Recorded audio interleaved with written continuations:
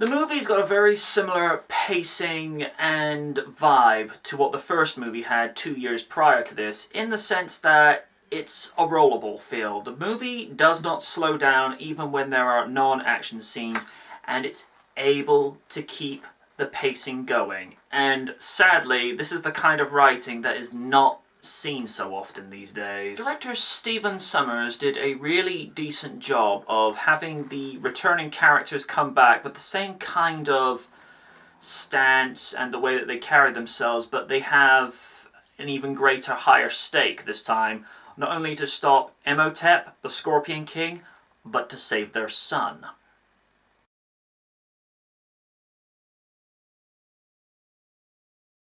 Fraser is a lot more relaxed in reprising his role as Rick O'Connell.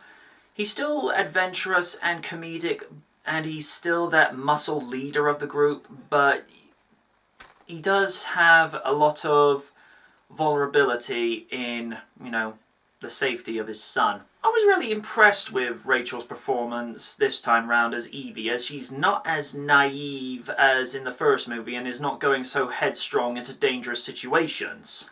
I really liked the idea that she was recalling events from a previous life when she was the Pharaoh's daughter and Anck-Sun-Amun was her main rival. The 1930s version of Del Boy Trotter doing dodgy deals and landing himself into a whole heap of trouble. John is once again the comic relief of the story, where he will ease the situation when it gets a little too eerie or too serious, and in the case of The Mummy Returns, that happens a lot. A very likeable character from a very likeable actor. I really liked Oded's performance in this movie, as he's a lot more relaxed and he's still that voice of reason that is more than willing to help aid the O'Connells in the rescue of their son, but to stopping the creature that he calls Imhotep and to the rise of the Scorpion King. Arnold really carries on like this sequel was made 5 minutes after the first, as he's so natural as the Mummy, and just the presence he conveys. It's extremely rare when a powerful character does little to no shouting, especially for the main antagonist. But like the late Raul Julia once said, powerful men do not shout. The man could not be any more correct. To The Rock's credit, he was only in it for no more than a coffee break. Sure, you could argue that he was in it at the end via the rather poorly CG rendered version of the Scorpion King, but I don't count that. As far as his brief performance goes, it was the beginning of a great talent that would go on to flicks like The Game Plan, Fast 5, Fast 6, Journey 2, The Mysterious Island, and Walking Tall. Also, I know a few of you are thinking this, so I'll put this in. Haku Masente!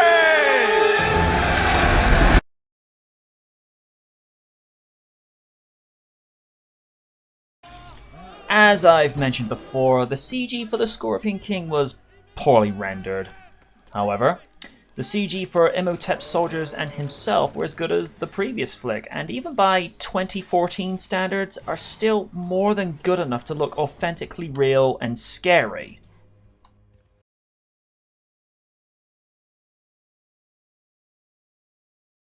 With an Alan Silvestri score, you're getting your money's worth in quality and quality. For a man that worked on Back to the Future, it made the movie series feel bigger and grander than it already was.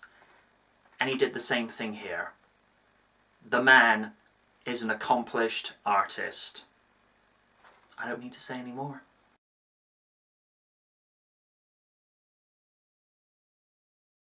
When it's all said and done, The Mummy Returns is a solid, well-written sequel with memorable characters that turned in memorable performances.